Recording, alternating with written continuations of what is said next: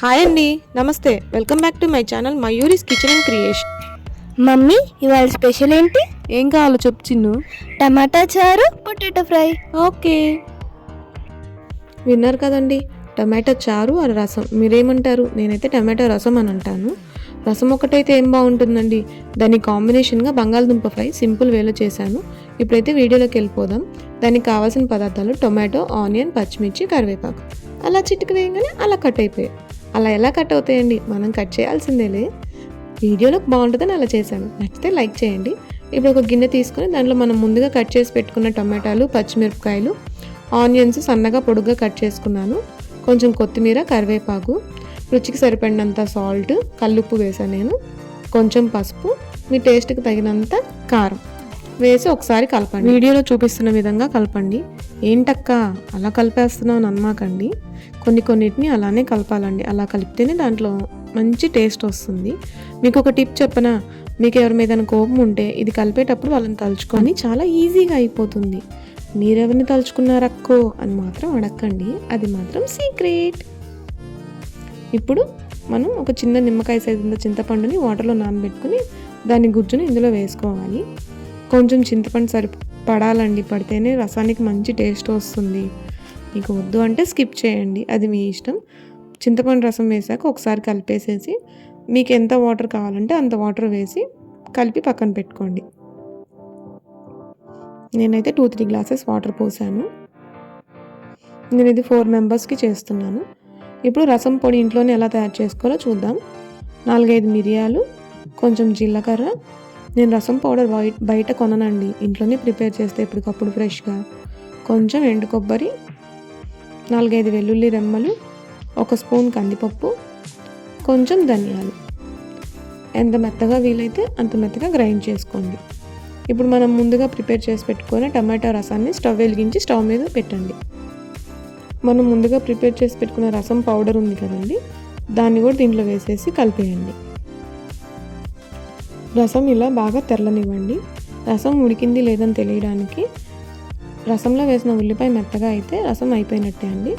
తర్వాత ఒక గిన్నె పెట్టి దాంట్లో తాలింపు కోసం 1 స్పూన్ నూనె వేసి అందులో క్రష్ చేసిన 4-5 వెల్లుల్లి రెమ్మలు, కొంచెం ఆవాలు, కొంచెం జీలకర్ర, మినప్పప్పు, పచ్చిపప్పు, పోపు దినుసులన్నీ వేసుకోండి.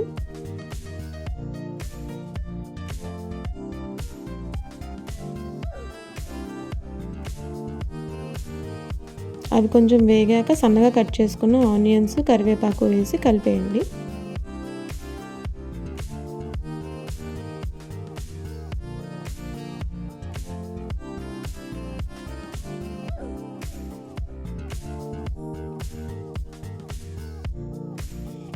పోపు వేగిపోయాక టమాటా రసంలో వేసేసేసి కలిపేసేసి దించేయండి. అంతే అండి, ఎంతో సింపుల్ అండ్ టేస్టీ టమాటా రసం వచ్చారు రెడీ. ఇప్పుడు దీనికి కాంబినేషన్ పొటాటో ఫ్రై చెప్పా కదా, 3 పొటాటోస్ తీసుకొని అలా చిటిక వేయండి. అంతే, కట్ అయిపోయాయి. ఒక వాటర్లో సాల్ట్ వేసి కట్ చేసుకున్న బంగాళదుంపలను వేయండి. తర్వాత ఒక స్ట్రైనర్లోకి ఆ నీళ్ళన్నీ రాకుండా వడకట్టుకోండి. ఒక బాండీ తీసుకొని ఫ్రైకి సరిపడినంత ఆయిల్ వేసుకోండి. దానిలో కొంచెం ఆవాలు, జీలకర్ర, మినప్పప్పు, పచ్చిపప్పు, పోపు దినుసులు వేసి వేయించుకోండి.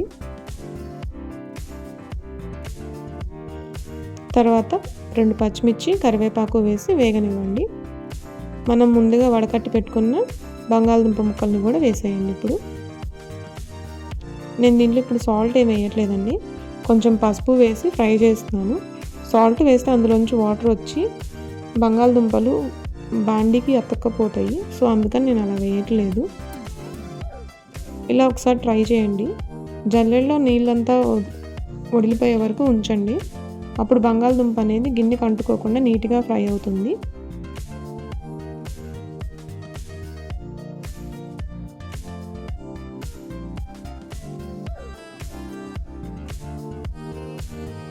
ముక్క ఉడికిందా లేదా అని ఇలా చూడండి, వీడియోలో చూపిస్తున్నట్టు.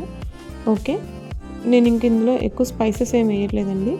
తగినంత సాల్ట్, కారం, కొంచెం ధనియాల పొడి, కొంచెం జీలకర్ర పొడి, గరం మసాలా, అంతే. ఇంకేం ఎక్కువ స్పైసెస్ వేయట్లేదు, పిల్లల కోసం కాబట్టి మైల్డ్గానే చేస్తున్నాను.